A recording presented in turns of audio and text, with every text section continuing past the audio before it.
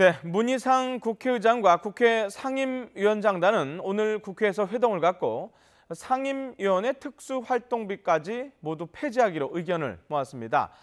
의장단 몫으로 일부만 남기고 사실상 전면적인 폐지 수준인데요. 국회 취재기자 연결해서 자세히 들어보도록 하겠습니다. 박광열 기자 나와주세요. 네, 국회입니다. 자, 국회에서 잠시 뒤에 특수활동비와 관련해서 공식 기자회견을 할 예정이죠? 네, 그렇습니다. 교섭단체 여야 원내대표에 이어 그동안 입장을 유보해온 국회의장단과 국회 상임위원장에 배정된 올해 잔여 특활비도 삭감하는 내용을 담고 있는데요. 오후 2시 45분 유인태 국회 사무총장이 정론관에서 발표할 계획입니다. 완전 폐지는 어렵다는 일부 의견도 있었지만 악화하는 여론에 밀려 사실상 전면 폐지라는 결론에 이르게 된 겁니다. 이와 관련해 문희상 국회의장과 상임위원장단이 오전에 긴급 회동을 갖기도 했습니다. 다를 방법이 없어요. 이런 경우에 그냥 낙자 엎드려서 국민 뜻에 따르는 거 이상 나는 상수는 없다고 생각하고. 다만 문 의장은 국회의장단이 쓸 5억 원 남짓의 경비는 남기기로 했는데요.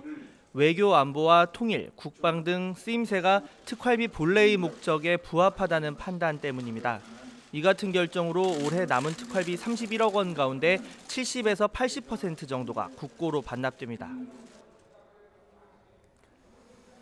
네, 지난번에도 국회 발표 이후에 꼼수다 이런 비판이 있었는데, 자, 그렇다면 이제 국회 특활비 문제 완전히 해결이 된 것으로 봐야 됩니까? 이제 국회 제도 개선 소위에서 내년도 이후 특활비 문제를 논의하는데요. 일단 특활비라는 명목은 당연히 내년에도 폐지될 것으로 보입니다. 다만 실제 예산 부담이 그만큼 줄어들지는 더 지켜봐야 할 부분입니다. 앞서 민주당과 한국당이 원내대표단 특활비 폐지에 합의하면서 업무에 꼭 필요한 금액은 업무 추진비 형식으로 예산에 반영하겠다고 밝혔는데요.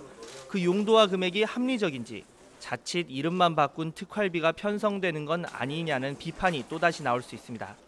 이와 관련해 정의당은 거대 양당이 특활비 일부를 업무 추진비로 전환하려면 먼저 기존 특활비 사용 내역부터 공개하라고 지적했습니다. 특수활동비가 어떤 부분에서 정당하게 사용됐는지 공개부터 해야 합니다. 양당이 기존 특수활동비 사용 내역을 공개하지 않고 업무 추진비부터 증액한다면 이는 결국 은폐된 특수활동비가 될 것입니다. 예산을 편성해야 할 정도로 공적 업무의 필수인지, 또 그렇다면 액수가 과다한 건 아닌지 내년도 예산안 편성 과정을 더 살펴봐야 할 것으로 보입니다. 지금까지 국회에서 YTN 박광열입니다.